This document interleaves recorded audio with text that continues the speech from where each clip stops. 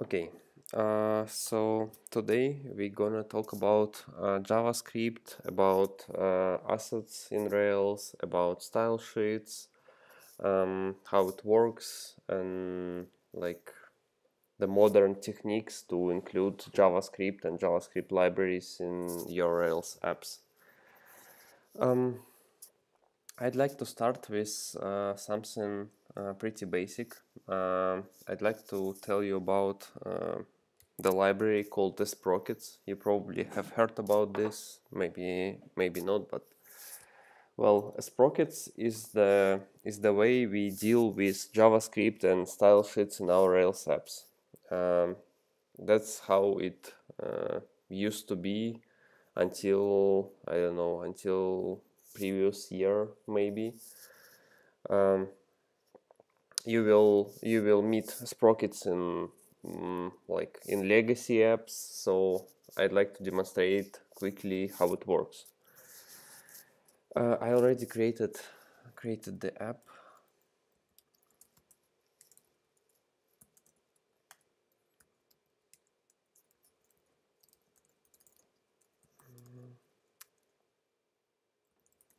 Let me quickly prepare it.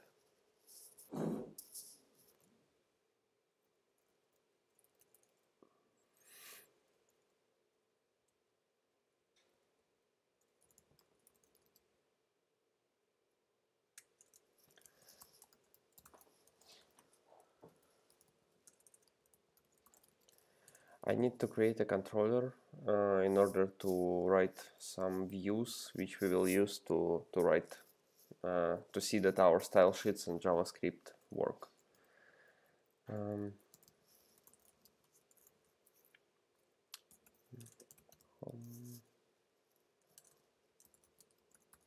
Controller. I'm generating home controller with only one action called show. Yeah, fine. You can see that I've just created a home controller, and well, the file for I used Rails generator. I never did it previously, so let me explain how it works. First of all, Rails created a file for my controller. I previously did it manually. Now we have a home controller file. Also, Rails just added a new road called home/show. If we go to this road, home show, we can see a view, that a template that also was generated by Rails.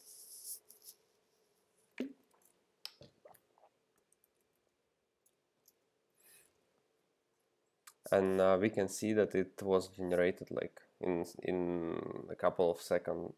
Next lines, we can see that show.html.erb was created by generator. Also some tests were generated, some helpers, and the most interesting part, or well, maybe not so interesting, but Rails generator for our controller also generated some assets. Basically, it just created two files, one file called home.coffee, another file called home.scss. Those two files we will use for adding some JavaScript and some style sheets to our app. In order to start, I'd like to change roads. I don't know why Rails do this, but when I almost never need to have generated roads. When I generate my controller, I always change them. So I want to change it now as well.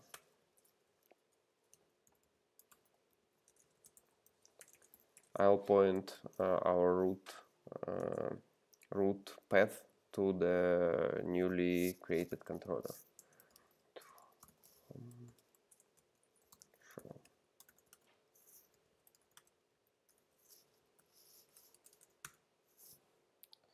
Okay, that's it. let me open previous home show.html.rb.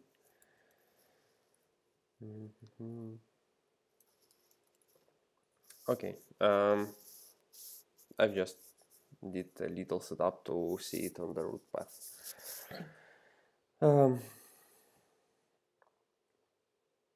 As I said, Rails automatically generated a couple of files or a couple of assets for us. How it works? Well, first of all, in order to add some JavaScript and style sheets to our app, we need to include those like JavaScript and style sheet files in our HTML.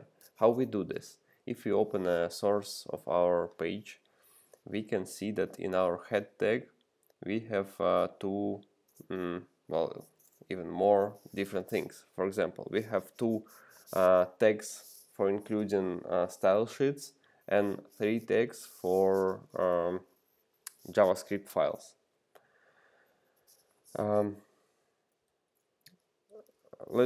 How Rails add them? If we open a layout,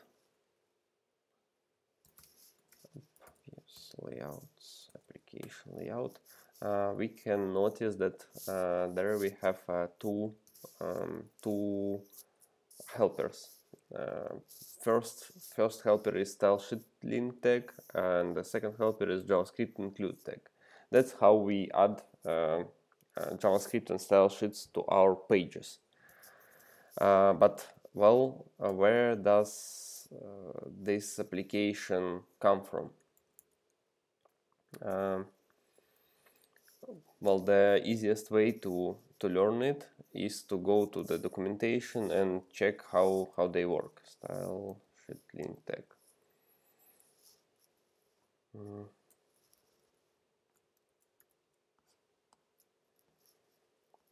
Well, let me explain it. By default, Rails store all the assets in its app/assets directory. So if we if we place style sheet link tag in our layout and we say that we want to place application CSS here, we need to go to app assets style sheets, and here we should have application CSS file. That's how it works for our application, for one of our tag, for this application.self. But we can see that there we have also home.blah.css file included. Where this file come from?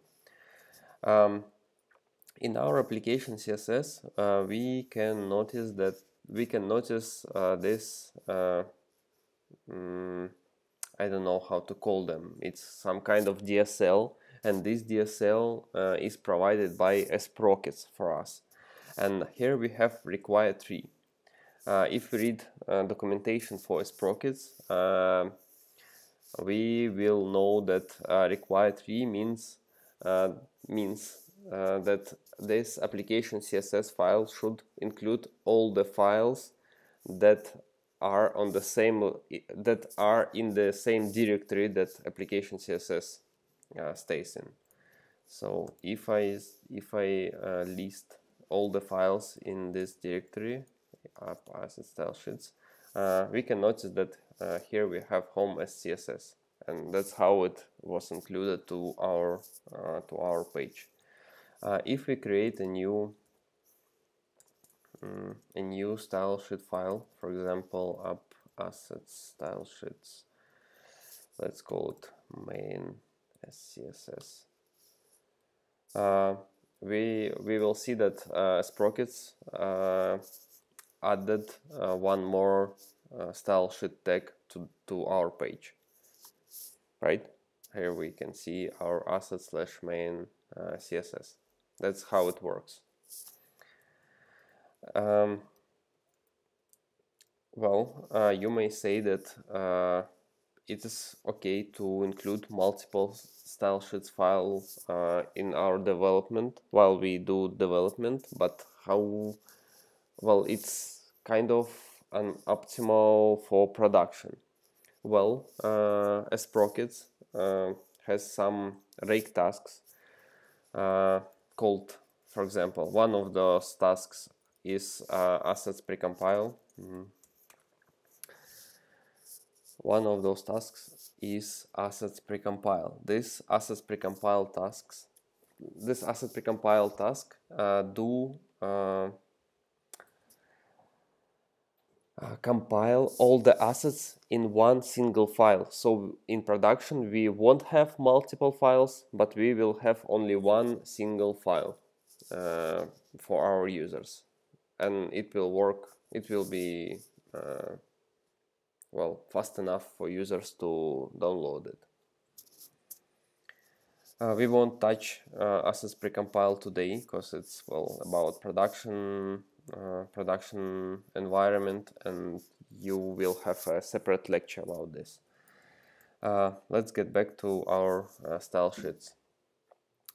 Well, we already know how we may add new style sheets and new files with style sheets to our app. Well, it works pretty the same way for JavaScript. If we open, you can see that in our application CSS file we have require tree, require self. Let's open our application JavaScript. We have application, v app assets application JavaScript application.js. We can notice that in application.js we have pretty much the same syntax. We have require tree here, which says it includes all the files at the same level in the same directory. If I list all those files, app assets JavaScript, we can see that home.coffee is here.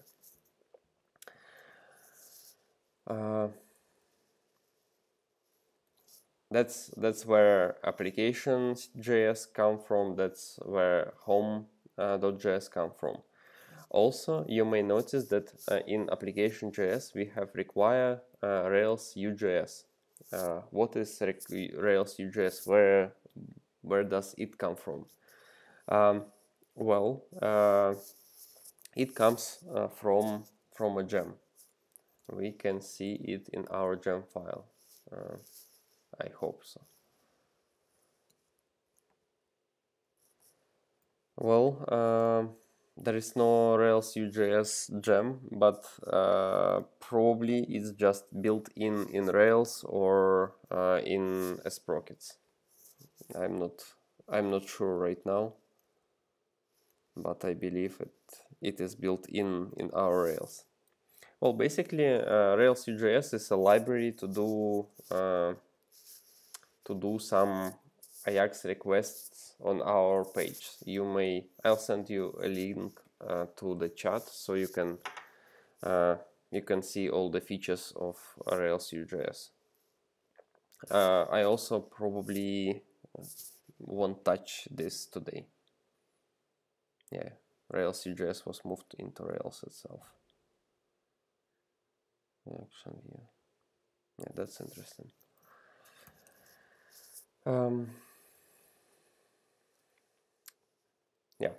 Since we require tree in our application.js and require tree in our application CSS, we may write our CSS and JS code in like whatever file we want to. For example, I created main.css, assets style sheets main. .scss, and here I may add any styles I want to. For example, let me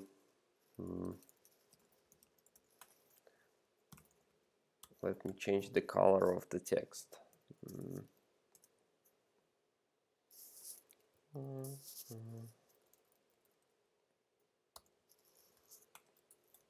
to the like light gray color.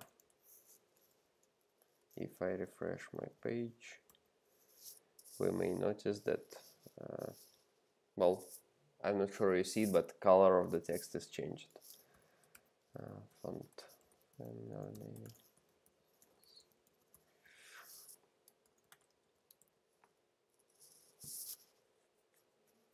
Yeah, so I may add any styles I want to in any files I want to. Basically, when you just start your Rails application, you don't need to use all those generated, where it was from. You don't need to use all those generated home as CSS file, home.coffee file. You may just use you may just like remove all those files and use your application JS and application as application CSS file like until it gets pretty big, right? And then you may decide to split it on multiple files. That's like, I don't know, my recommendation, or that's how I usually do this. So let me quickly remove main assets, home. Let me close it. Okay, right now we have only one file in our style sheets folder, and you may notice that it has a .css extension, but well, the generated file had a CSS extension. What is the difference? Well, basically, this CSS files are just plain CSS code. Let me quickly style sheets application CSS write it here.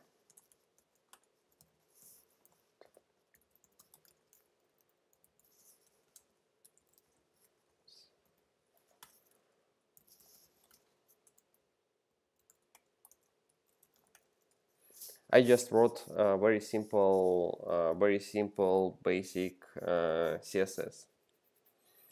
I may write something like h1 color,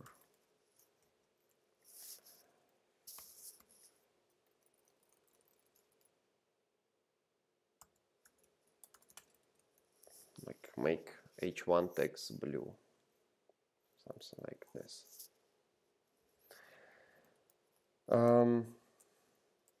That is very simple CSS, but well, we have gem in our gem file called Sass, and this Sass allows you to use extended syntax for our CSS files. Sass.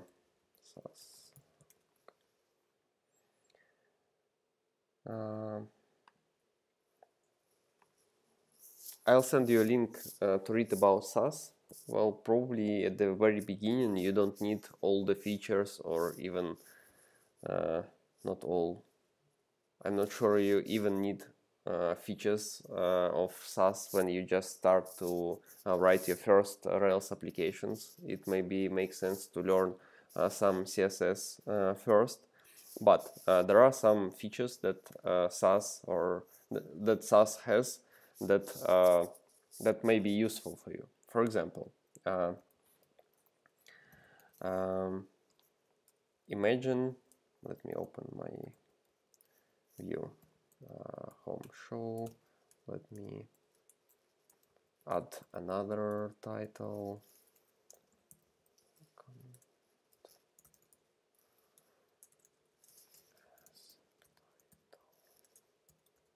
H2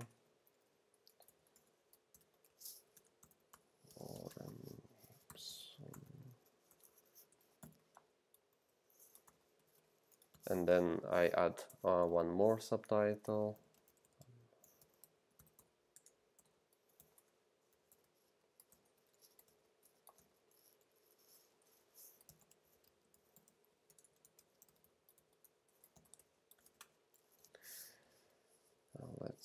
refresh the page.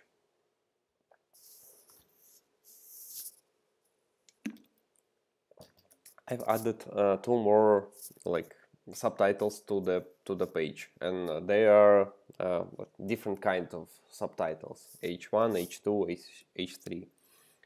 And imagine I want to change the color for all those subtitles. One of the way to do this is like code it something like this: color.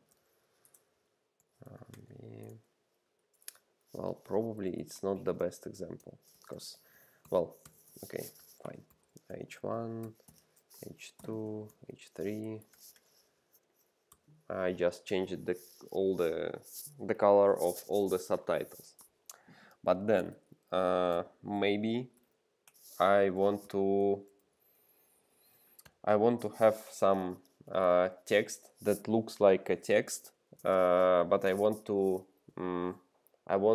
it to look some kind of special. And for example, I want to assign the same color to this text. Let's call it special text. And yeah, I want to make it special by changing the color of it. How can I do this? First of all, I need to specify that this tag has some class. Let's call it special.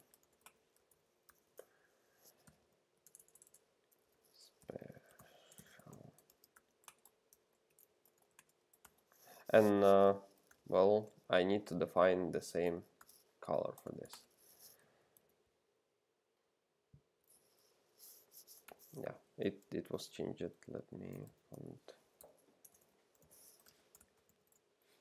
Let's make it bold. Special text. You may notice that right now in this application CSS, I kind of duplicated the color of text. Well, I wrote it twice, and if I can simplify it with subtitles and define the list of subtitles using a comma, it doesn't make sense for special, because, well, special has also like additional style parameters here. So I wrote it like this. And imagine you not only have special, but like you have a lot of styles in your app, and if you need to, and you repeated this color many times in your application, and now you want to change this color. Well, it may be painful to go through your app and change all the colors. So one of the features of SCSS, or well, one of the features of Sass are variables. Sass was developed or introduced when there were no variables in CSS. Now CSS by default, by standard, has variables, but well, a few years ago CSS didn't have any variables, so the only way to use variables in your CSS files was to use Sass. How we can use variables? Well, first of all, we need to change the extension of our file. Now it says application.css. Let me rename it. Application CSS. Application CSS. Let's check that it still works. It is. And now I can do something like this. Important color.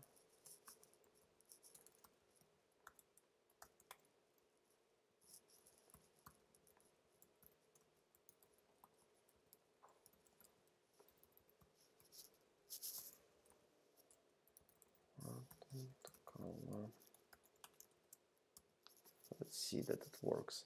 And if I want to change text from, for example, from blue to red, I change it in one place.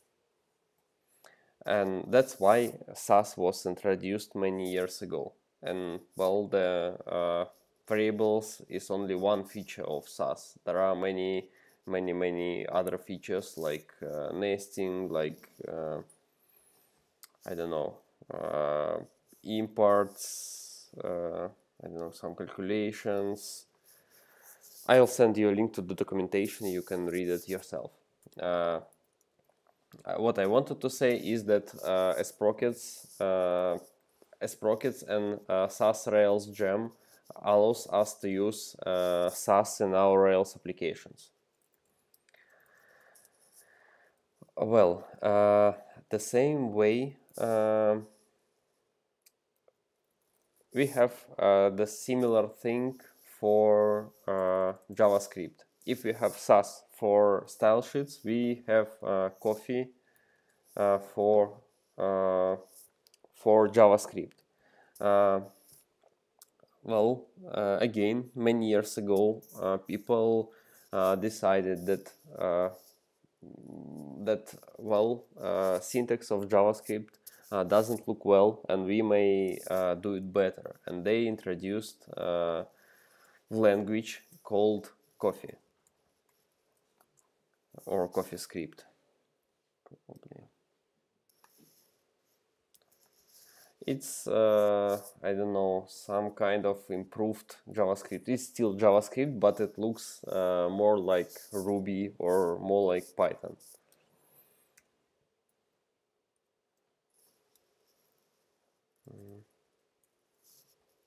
You can see that, well,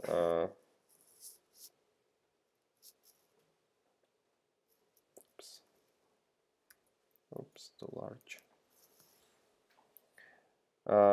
In JavaScript, in order to define a variable, we, well, first define it,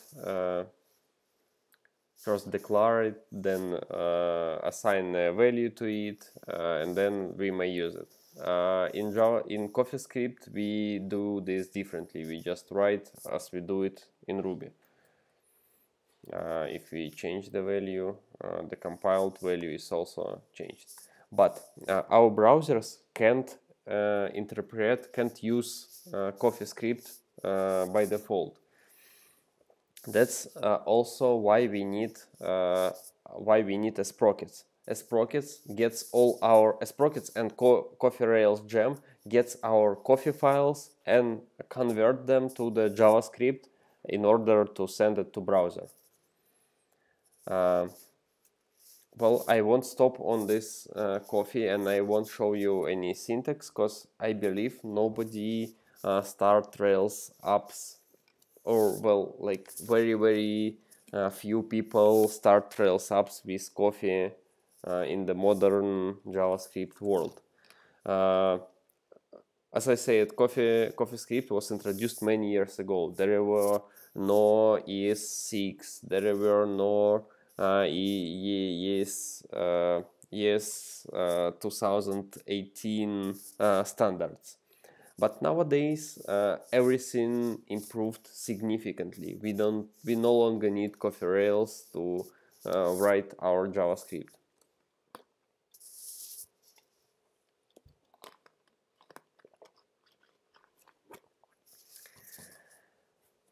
So that's why I won't stop on CoffeeScript here. We may I'll quickly show you how we may write some JavaScript code. I don't know what would you let's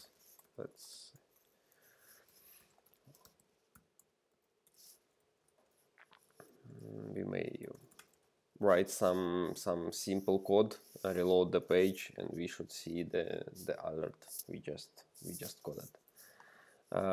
Well, pretty simple. Another thing that that is provided by Sprockets is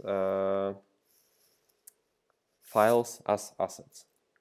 For example, if we open our template again, we may want sometimes we may want to add some images to our page, right? Something like image src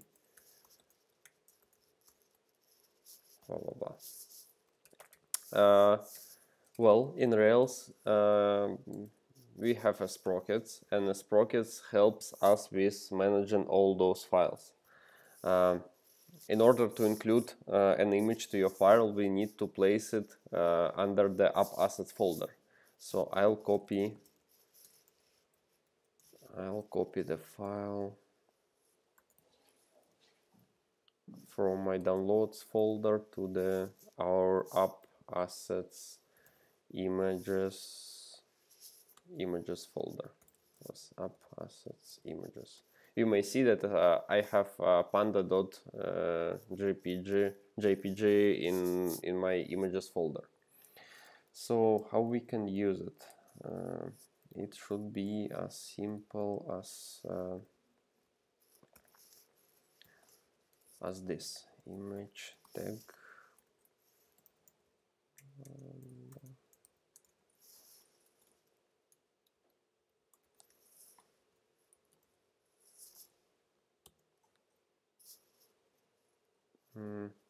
We can see that it doesn't fit on our page. How we can change this? Well, the easiest way is to write some styles for our images.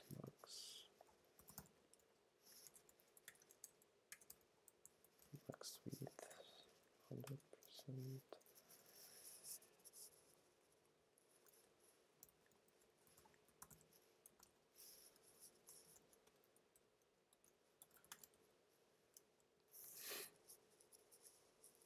Something like this.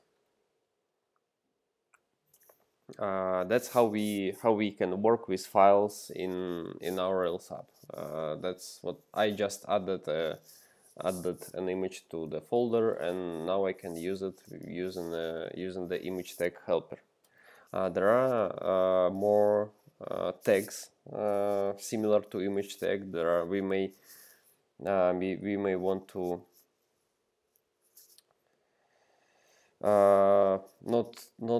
we may want to place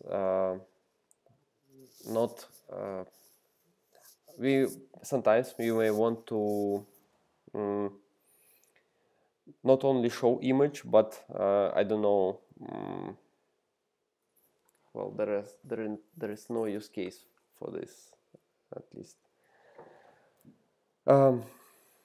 Maybe we have a picture tag in HTML right now, and this picture tag may get multiple sources for multiple images.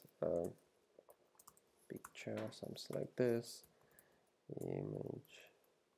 I don't know the full syntax for. Well, never mind. There are many different helpers for using our assets. One of them is image tag, and you can see that we have like image asset pass or something like this. Check it in the documentation.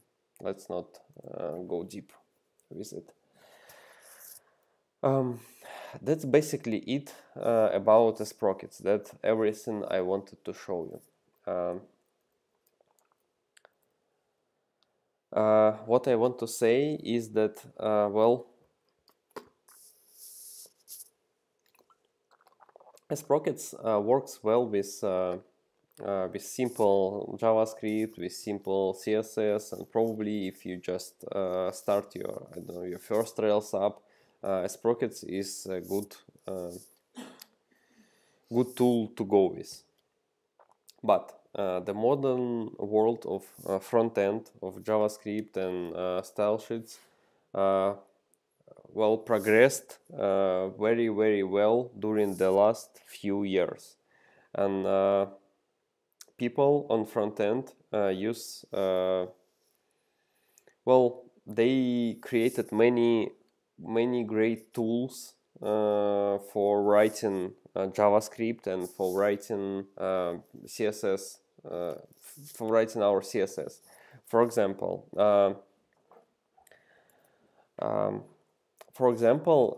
nowadays, if we use the right tools on front end, we may use syntax, JavaScript syntax that our users' browsers don't support.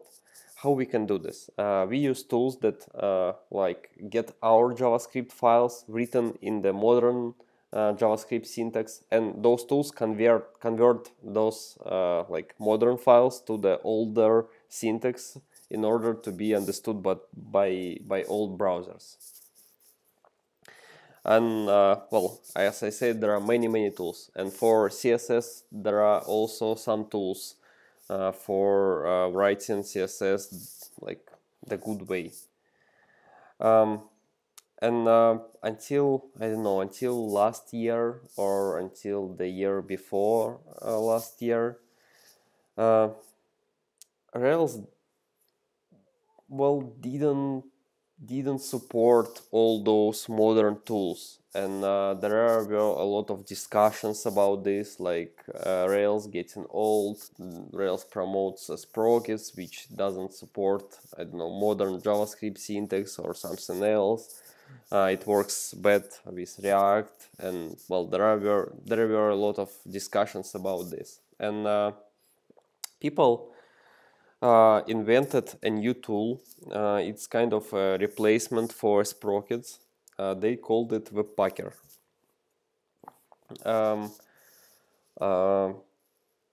They called it webpacker, and it allows us to use all the modern front-end tools like very easy. So I want to delete this application and like start the new application with installed webpacker to show you the difference. And I also will skip the sprockets. To be honest, that's how I do for all the new apps I start. I disable a sprockets at the very beginning and enable webpacker and use webpacker like by default or from the very beginning. Let me close everything.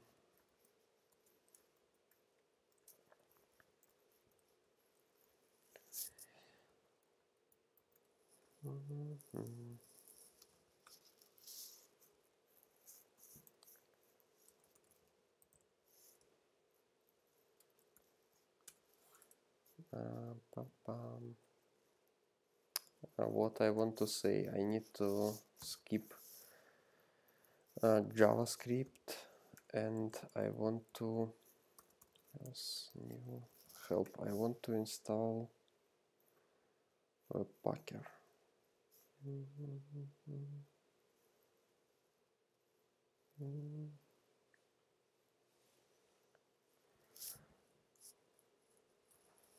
Well, I guess webpack should work.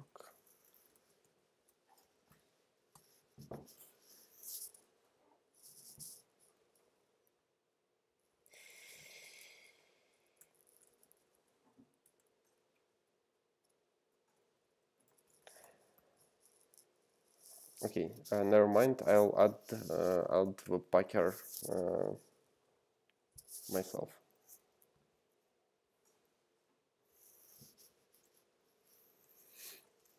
Unknowns now.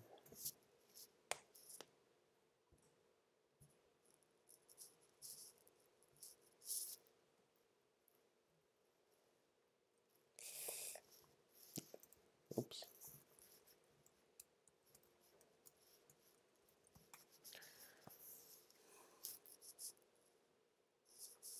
That was weird. Like, why I need to add all the arguments before the application name, but well, webpack. I should add webpack after the application name. That's just weird. Yeah, as we may see that the new Rails application was initialized as usual, and now it executes. It is executing a task called webpacker install, and this task created a webpacker configuration file, some configs, some also configs, JavaScript files. We'll discuss it a bit later.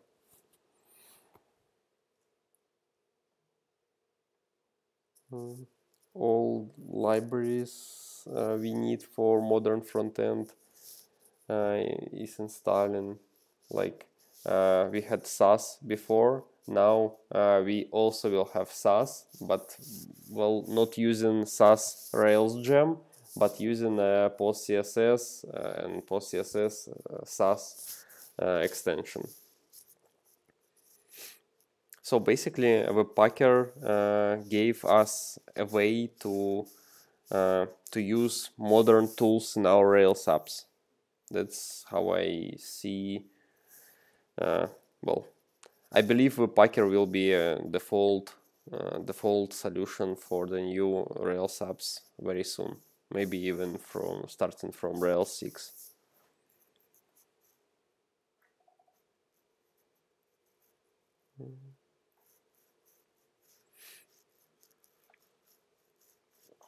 Also, using sprockets, if we needed to include some JavaScript or some front-end library to our application, for example, Bootstrap, right? We sometimes want to... have you heard about Bootstrap? Yeah, so sometimes we want to install or add Bootstrap to our app, right? And how we used to do this previously? Well, we were adding a gem called Bootstrap Rails, probably, or just Bootstrap Rails. Let's check.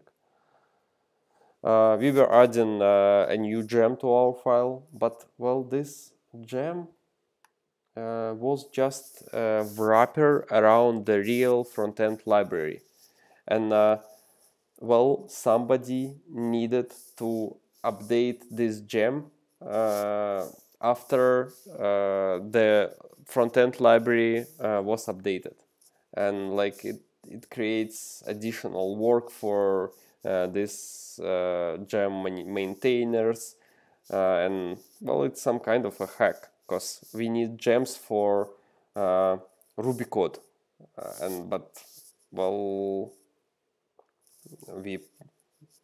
I guess this gem basically just adds not Ruby code but JavaScript and style sheets. That's how we used to work with front-end libraries 2 years ago. But now with Webpacker we do it differently. I'll show you a bit later. We will probably add a Bootstrap to our application. I'll show you how we can do this. Okay, everything is ready.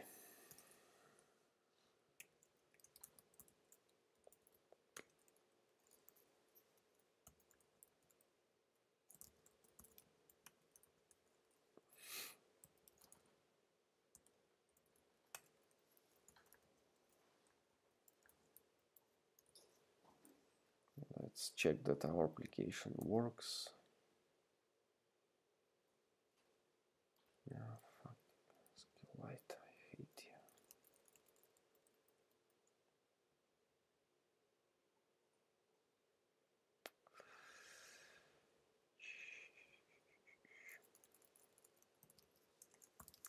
Sorry, I have a problem with SQLite. I don't know why I didn't fix it.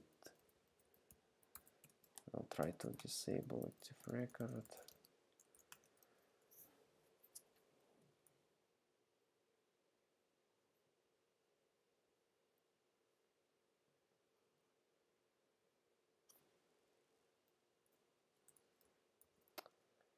Bum, bum.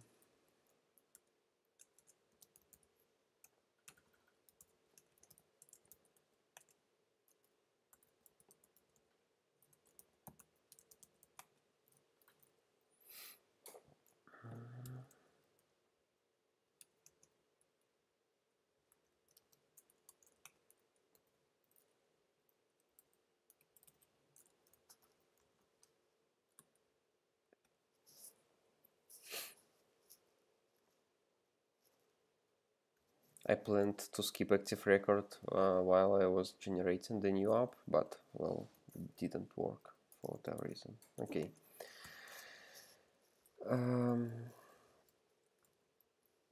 Our app at least starts. Let's create a new controller as we did before.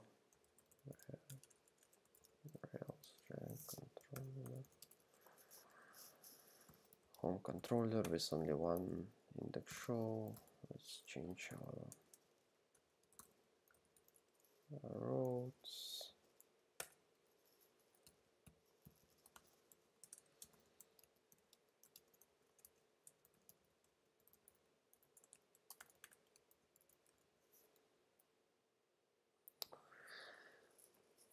Oh, for whatever reason, we still have a sprockets in our app.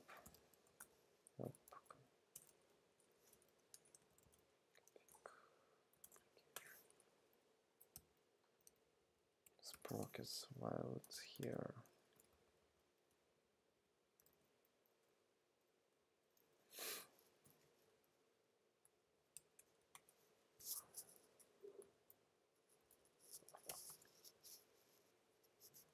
I quickly reverted my generation.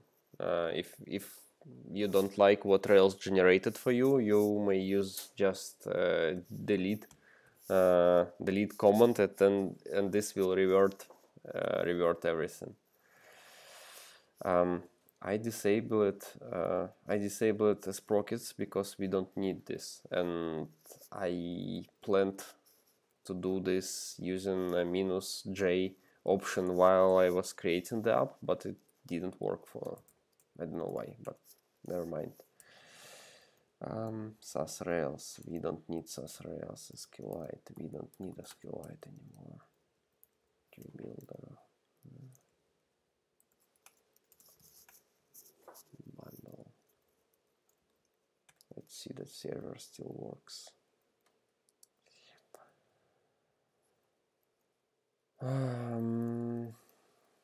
1 second, I need to again disable it.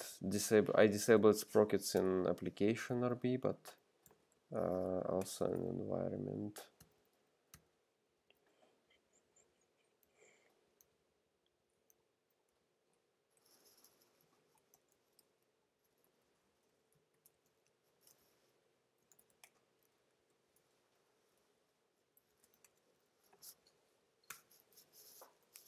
Let's check that bin Rails starts. It doesn't.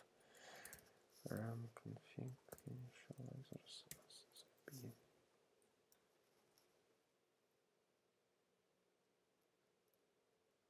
Okay, fine.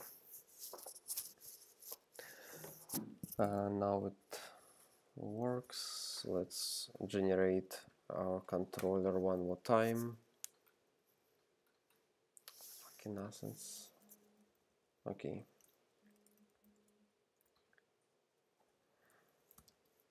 I'll ignore it.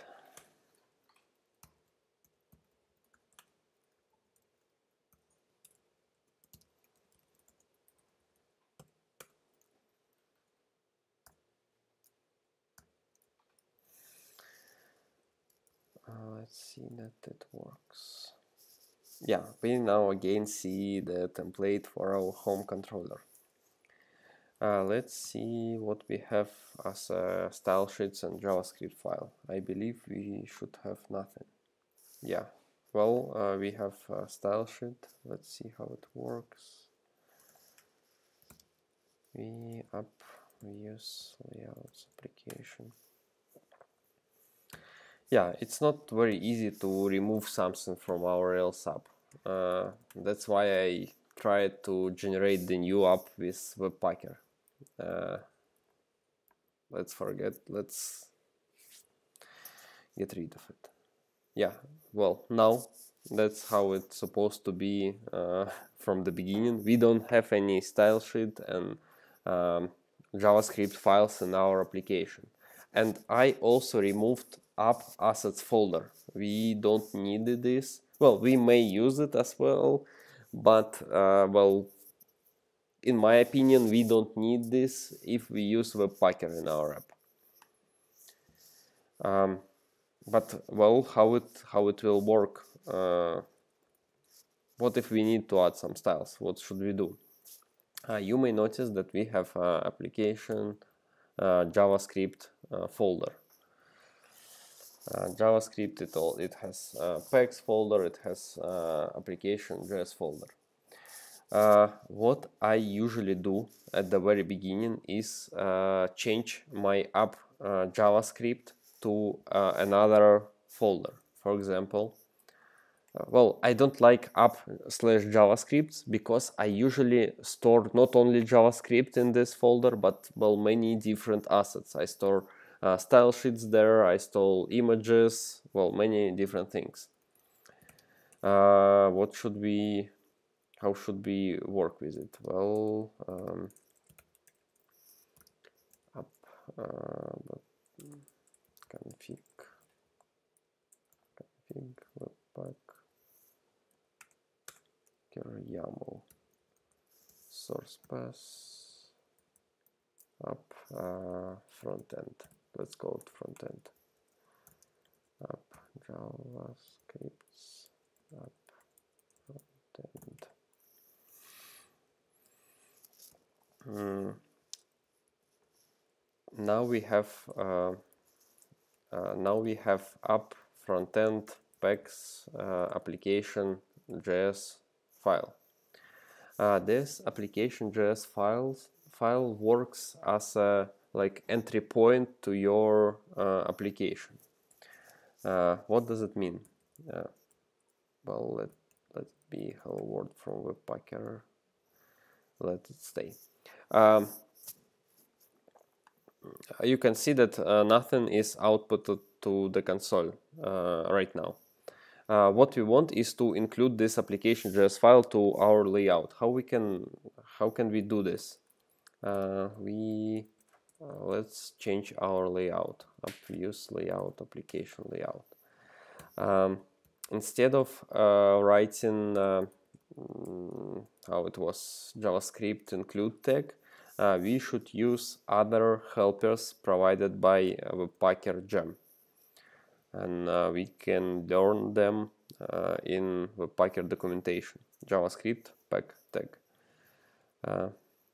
JavaScript pack tag application.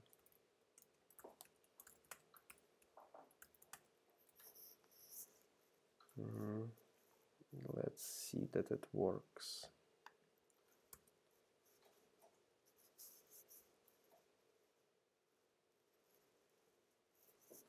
Yeah, reload is slow because those JavaScript file is processing by webpacker, and well, it takes time for the first time to process it.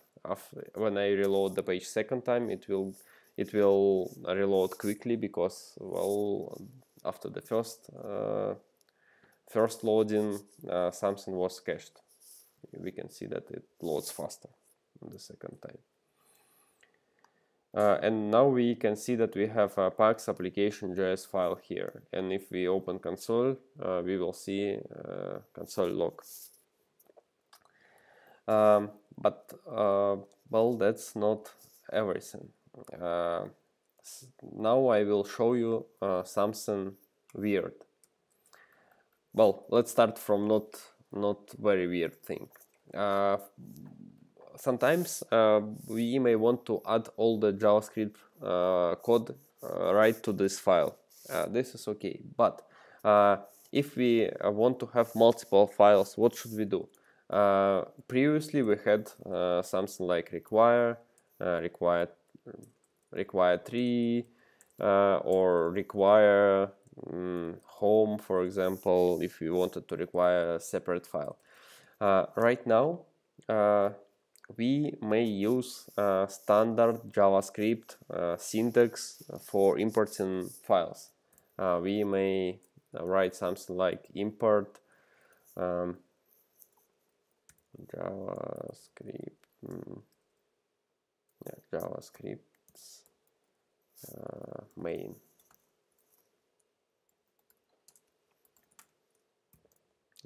Where does this JavaScript's main come from? We have a app frontend folder, and we need to create mkdir app frontend JavaScripts folder, and then app frontend JavaScripts main.js. Here we may write console log hello from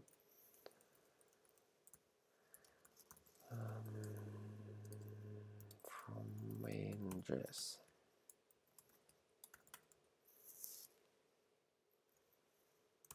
Let's reload this.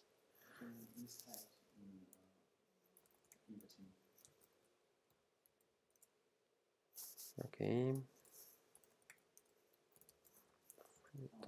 Packs.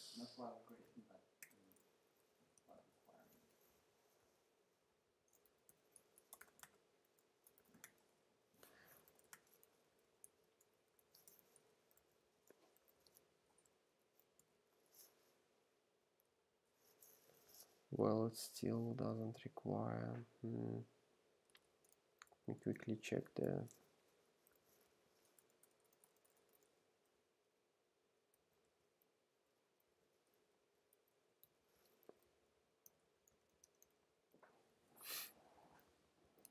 source path app frontend, right?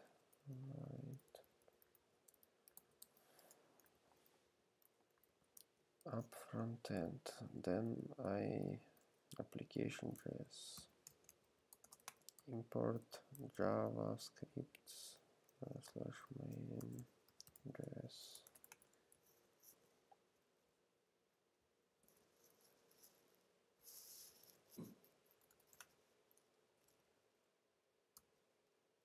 It doesn't recompile at all. I mean, I removed hello from webpacker, but it's still here.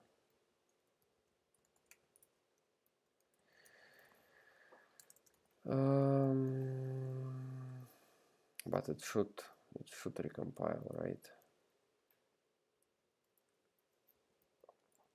Okay.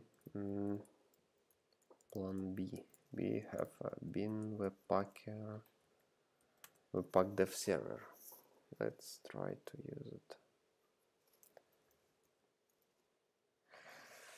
Well, maybe I changed the webpacker config and didn't restart the real server. Well, fine.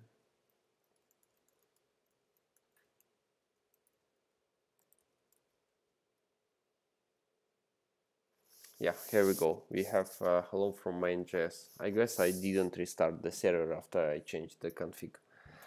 That's how we can edit, how we can split up our big JS files to the multiple ones. And now the weird thing I want to show you. Imagine we want to import JavaScript, well, style sheets to our layout as well, right? We want to change colors and different things. And for style sheets, we have style sheet pack tag. Style sheet pack tag application. Style sheet pack tag. But style sheets work very different than it worked in Sprockets. We don't have a separate application.css file, but webpacker treat this application.js file as an entry point for our JavaScript and style sheets. What I mean is that we may import style sheets main CSS right in our JavaScript. Let me create this mkdir app frontend style sheets.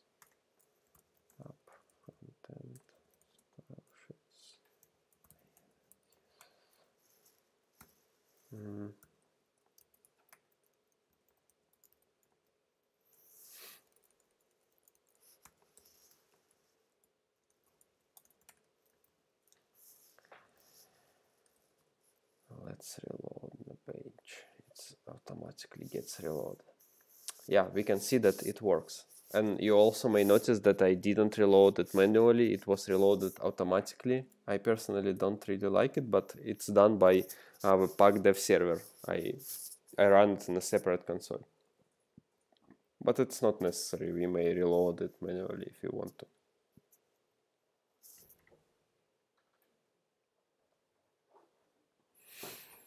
Yeah, it takes time until for the first load, until it gets cached. For the second load, it works well, and we need to check that that it works by changing the color of.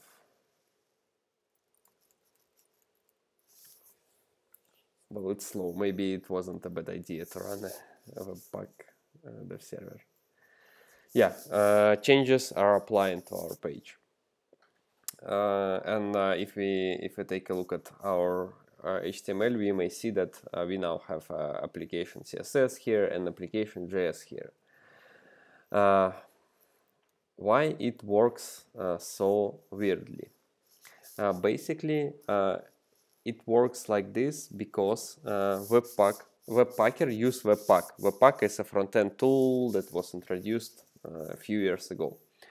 When webpack was introduced, it was introduced for compile JavaScript, only JavaScript.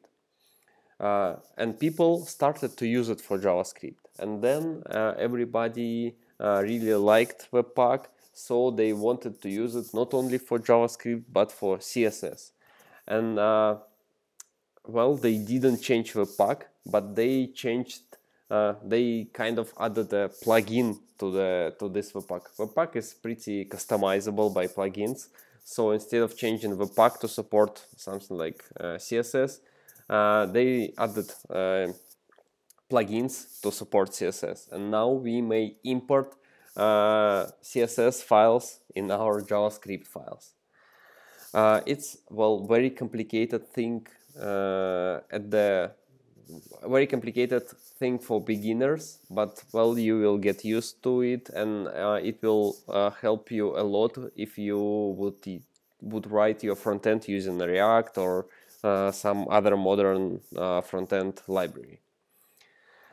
Basically, when I say style sheet pack tag application, what it does, it goes to the application, it goes to the folder packs, and my application.js lies in packs folder. It searches for application, searches for this name.js file, and if it's style sheet pack tag, it scans this file and extracts only CSS out of it. That's how it works. For JavaScript, it extracts only JavaScript. For style sheet pack tag, it extracts CSS files. So basically, this is kind of, we call it entry point.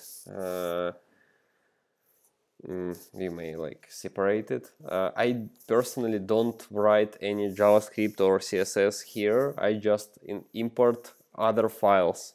I use this file for importing other files and write my code in other files.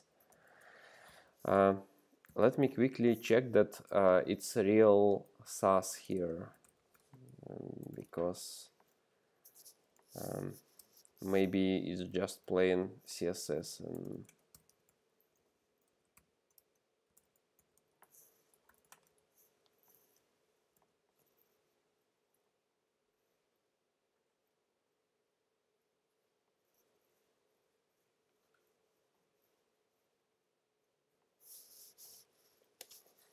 no, Sass is supported by default. You may write Sass using webpacker like out of the box.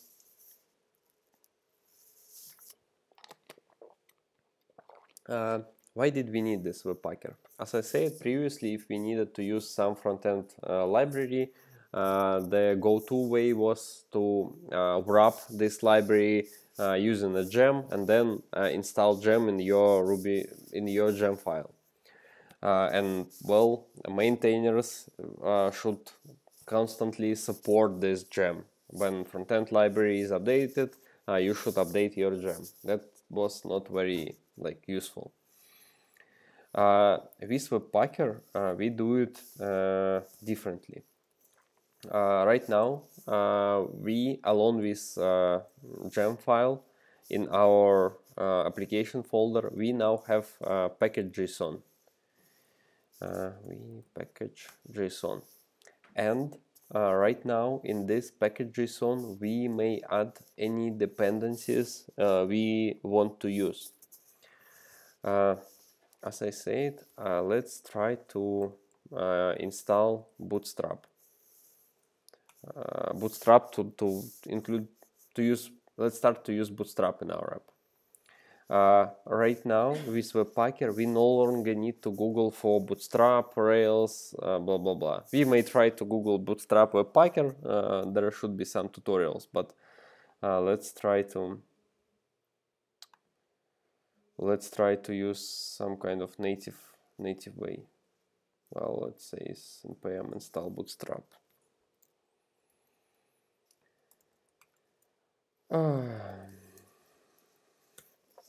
You know, modern front-end are heavily developed. It's like it's no longer this old front-end when you just add file to your application and it works. Now it works. It has very developed system for managing dependencies, and we manage dependencies by default with Webpacker. We manage our dependencies using Yarn tool. You may check the documentation for the Yarn, but I already know that if we want to add a library to our application, we should use yarn add and then name of the library. It's called Bootstrap. So let's check how it works. I just write yarn add Bootstrap.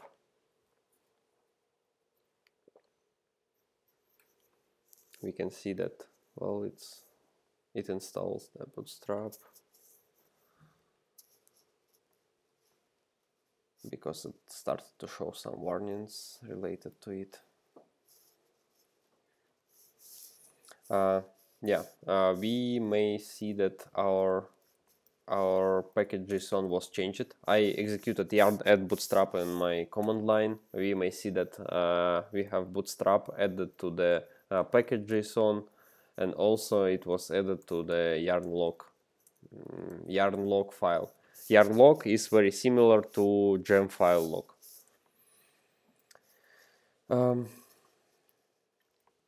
Okay, I added the Bootstrap. How can we use it in our application? Well, I just go to the app JavaScript. Maybe it's already app front end JavaScript main JS, and here I import Bootstrap, but I'm not sure it works like this. There are multiple ways to install Bootstrap, like compiled CSS and JS. We just may copy it to our application using source file Bootstrap, blah blah blah. What I need is to install it, to use it via yarn.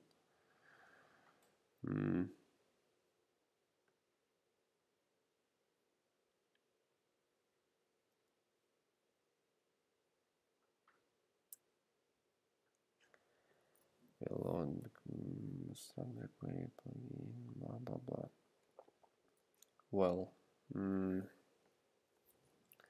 let's try it like this. I believe it won't work. Let me open a GitHub of the Bootstrap.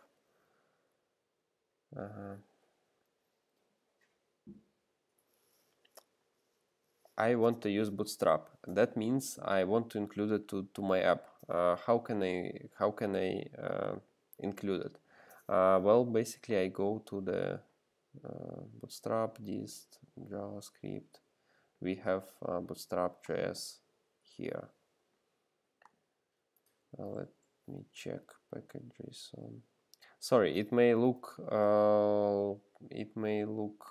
complicated for you right now, but when you learn this ecosystem, it will be like well, maybe not simple, but easy.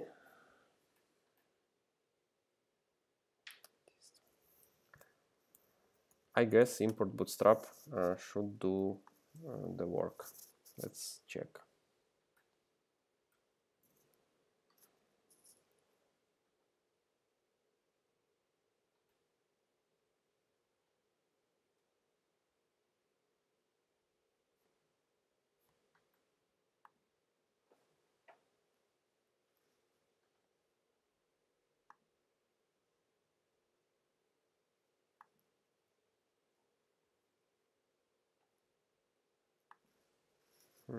Compiling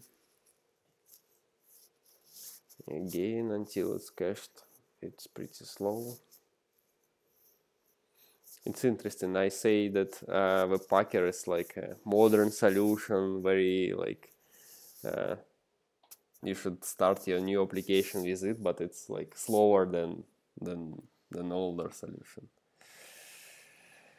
Yeah. Import bootstrap works, but now it says that well, jQuery is missing. It is because jQuery probably doesn't install, well, Bootstrap doesn't install jQuery as a dependency by default. We need to install it ourselves. So let's do this. I again do the same thing. jQuery, young and jQuery.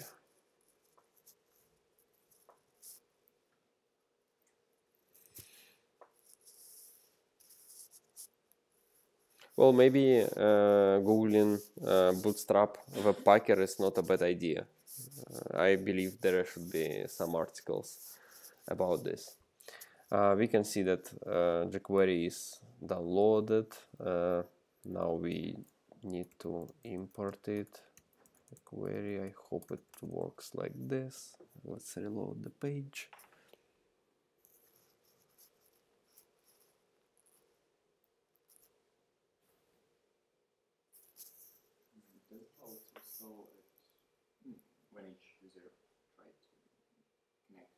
No, it works slowly right now because it compiles files. Yeah, but for production, we kind of precompile all the JavaScript files before we place them on server. We precompile, and on server we store already compiled files.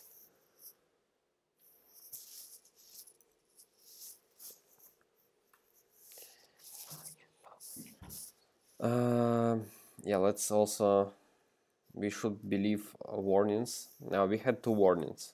Well, first warning was about jQuery. Second warning was about Popper.js. I believe Popper.js is well, Bootstrap uses jQuery internally for their JavaScript. And Bootstrap uses Popper.js internally, also for, I don't know, maybe for model windows. I don't know what does Popper.js do. So let me quickly install it. I don't know why it doesn't require it as a dependency. Well, that's their decision. Maybe they don't want to specify a special version of jQuery. I don't know. Another way to avoid these mistakes, well, we still needed to install jQuery, but how to avoid the error with Popper.js? As you notice, I require all the whole Bootstrap.js bundle. I may avoid doing this. Instead of this, I may require JS file by file. just by selecting it from Bootstrap.js folder. Bootstrap.js, let's say this. There are multiple JavaScript files. If we go to the Bootstrap documentation, we will see that there are multiple, I don't know, multiple libraries. Well, it even suggests, well, documentation are good. I just read very basic introduction. If we go through all the documentation, we will see that we may require the whole Bootstrap.js, and then it requires Popper.js and jQuery, and we may include plugins individually, and including Bootstrap plugins individually, even a better idea, because it doesn't create a huge JavaScript file for your user, right? And we may see that we have a layout, utilities maybe. No,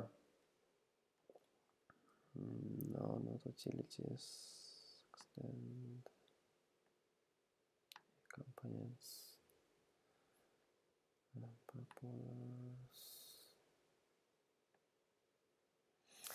Pam, pam, pam, pam.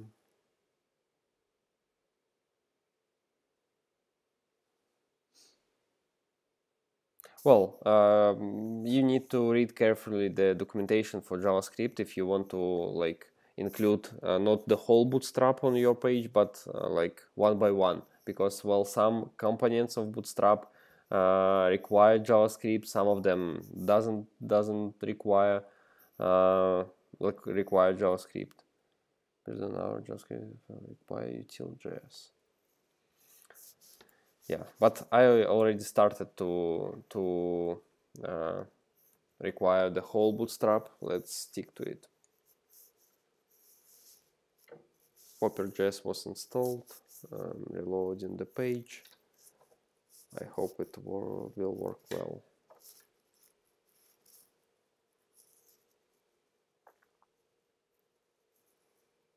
Yeah, here we go. We don't see any errors. And if we take a look at our JavaScript file, for example, we may open it in a separate tab. We may notice we should see a lot of code here. And well, indeed, it's not even loaded yet. Like a very huge file. And this file contains Popper.js, jQuery, and Bootstrap. Like it's really huge. You shouldn't do it usually. Better to require only plugins of Bootstrap you need to use. But well, we did it like this right now. Well, we included Bootstrap JavaScript. Let's do the same thing for style sheets. We up frontend style sheets main CSS.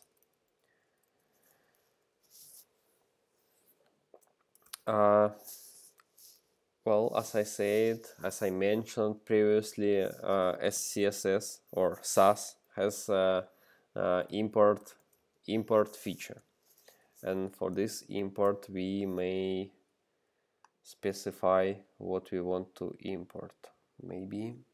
Maybe we have a documentation for this, right?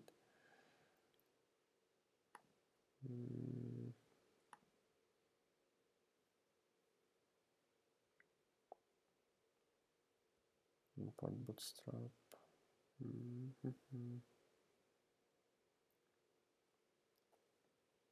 Bootstrap, SCSS Bootstrap. Let's do it like this.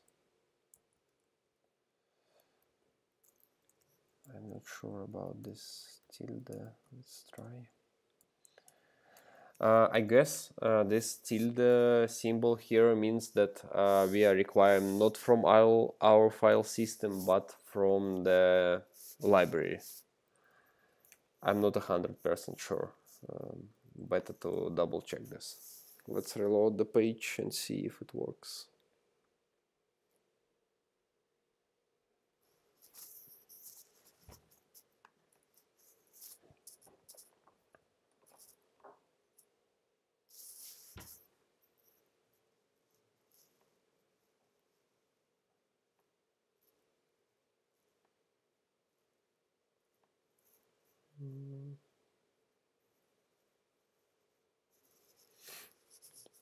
It doesn't.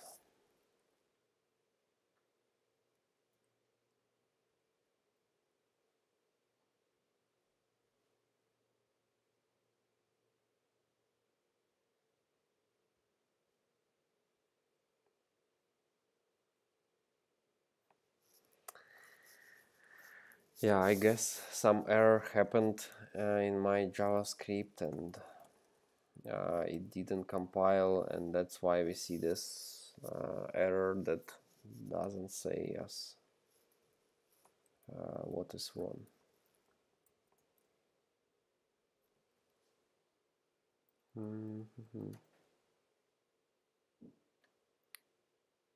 Model build failed. Let's begin with. Sorry, that was my mistake. We need to put. There is a little bit different syntax here. We need to put semicolon here. We'll write it one more time.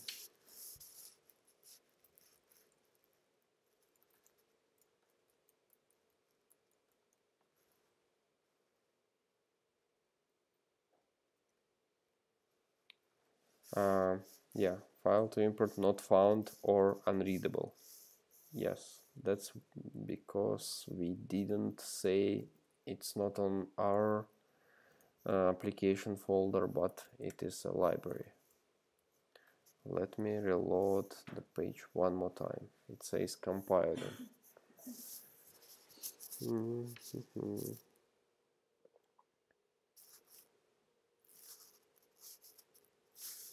Yeah, better to start Webpack dev server as I showed you before. Webpack dev server. It will compile assets a little bit faster. Yeah, looks like all packs were compiled. Let's see that it works. Yeah, it works. We can notice that styles were changed. If we open our CSS file now, we also will see that it is huge. You may not worry about the size of your CSS while you are learning and until you go to production. And well, for your first apps, just like don't care. You may import the whole bootstrap and use it. Yeah, that's basically it. One last thing about Webpacker is I wanted to show you how to use images the same way we did for the same way we did with sprockets. But in order to ensure that our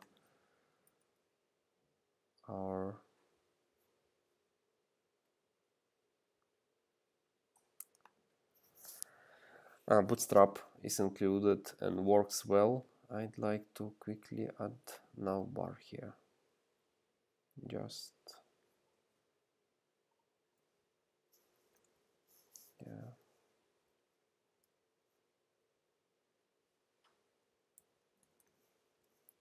Quickly.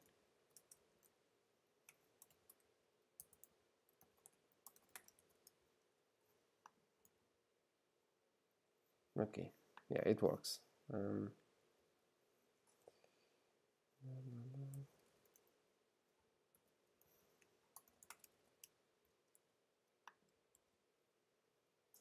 Number. Here we go. Fine. Last thing is adding the image, right? First of all, I'm creating a folder, mkdir app frontend images. Then I copy my image from my downloads folder to the app frontend images. And now I should be able to use it. Home show. And well, webpacker says I may use asset pack path. That's not what I want to.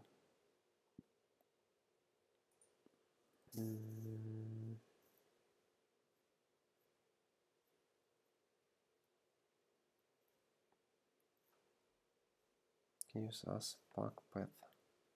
Asset pack path. Okay, let's try.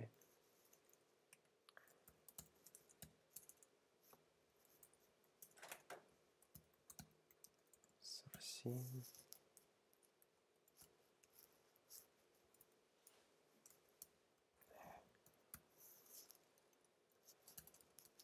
Asset pack path. Just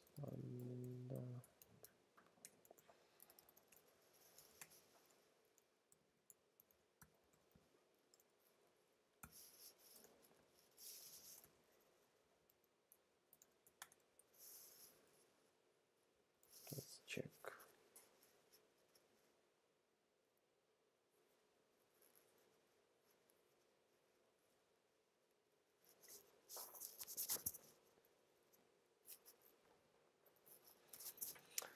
Well, what's wrong with you, webpacker? Why are compiling so slow?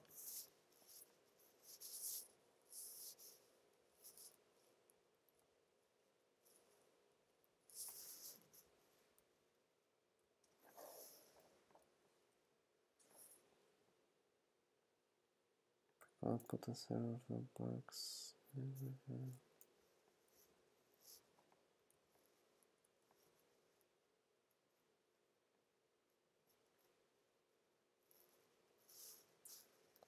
Yeah, for whatever reason it doesn't work like expected, right? Asset pack path images load SVG.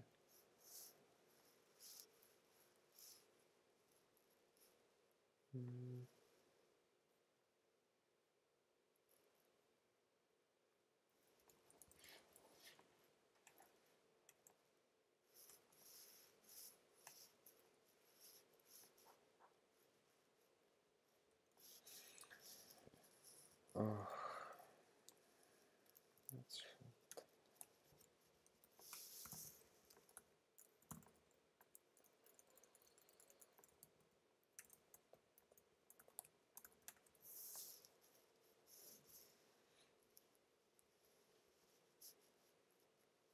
yeah, that's weird. Again, in order to make a pack recognize that I have an image, I need to import it in my entry file. Well, that's how it works. What could I what could I say? I don't know. It looks weird. It looks weird even for me right now, but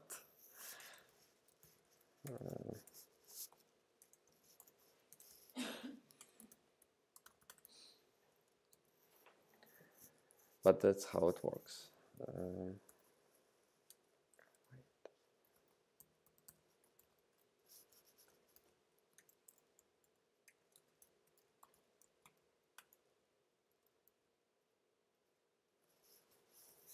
Yeah, I think that's it for today. We have we have learned how sprockets works. People use sprockets less and less nowadays. Personally, I start my new applications with Webpacker by default, and I believe it will be like default solution in the future, maybe even in Rails 6. Yeah, that's it. If you don't have any questions, yeah. Is there a normal way to use webpacker with npm, for example, or any other package manager? Yeah, well, you may just remove yarn.log and use npm. It will work. Okay, thank you. That's it for today.